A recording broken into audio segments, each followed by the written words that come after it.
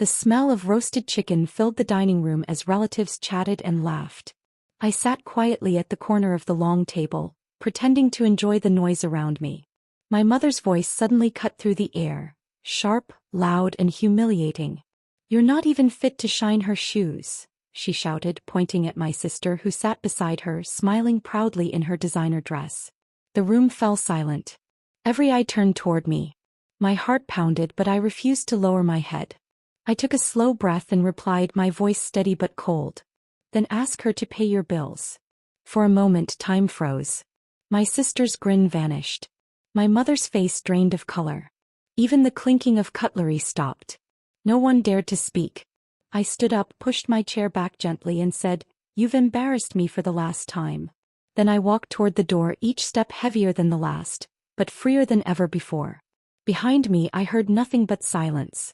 The kind of silence that comes only after truth finally explodes. That night I didn't lose a family. I finally found my dignity. The next morning my phone buzzed nonstop. Mom calling, then Dad, then my sister. I didn't answer.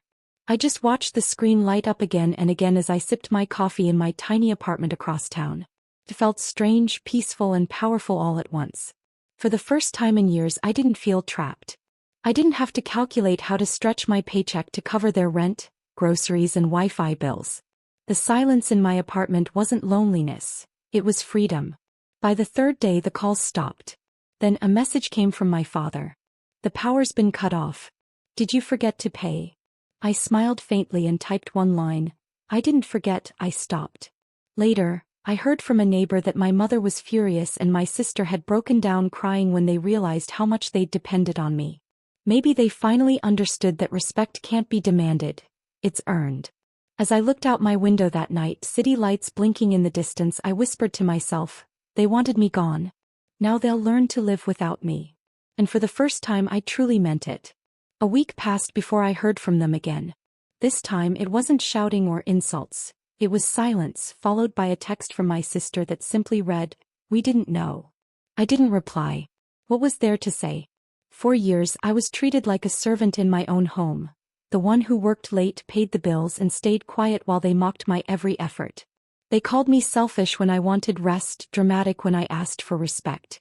But now, with no one left to cover their debts, reality hit hard. The landlord came knocking, the fridge was empty, and my sister's designer bags couldn't buy electricity. Neighbors whispered that the once proud family had fallen apart. Mom eventually called from a borrowed phone. Her voice trembled for the first time. "Can you come home, just for a few days?" I looked around my small but peaceful apartment. My bills paid, my peace intact. "I am home," I said softly and hung up. That was the moment they realized what they'd lost wasn't money. It was the person who kept their world standing.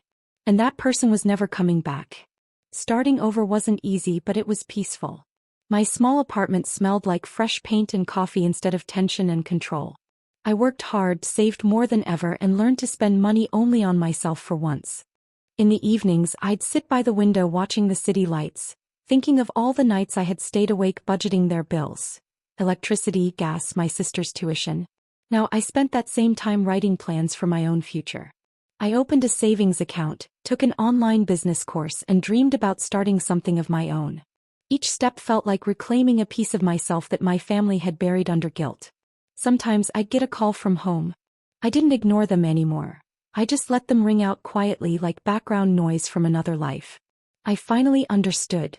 Walking away wasn't revenge. It was survival. One day maybe they'll realize the value of the person they pushed away. But by then I'll be too far ahead, not out of spite but out of peace. That night as I switched off the light I smiled and whispered, "Freedom doesn't need an apology." Months later I walked past my old neighborhood on my way home from work. The house looked smaller than I remembered, its paint peeling, curtains drawn. For years that house had drained every bit of my energy, my money, my pride, my love. A for sale sign hung on the gate. I stopped for a moment, not out of pity but reflection. Choices have echoes, and theirs had finally come back to them. My phone buzzed. A message from my new landlord confirming approval for my bakery space. My own business. My dream finally real. I smiled, knowing that while they were busy counting losses, I was busy building a life. I didn't hate them anymore. I just didn't care enough to go back. Sometimes, justice doesn't come through revenge or shouting. It comes quietly, when those who broke you have to live with the silence you leave behind. As I walked away, the evening breeze felt warm on my face. For the first time I realized the truth. They taught me how cruel love can be, but I taught myself how peaceful freedom feels. And that was the sweetest ending I could ever write.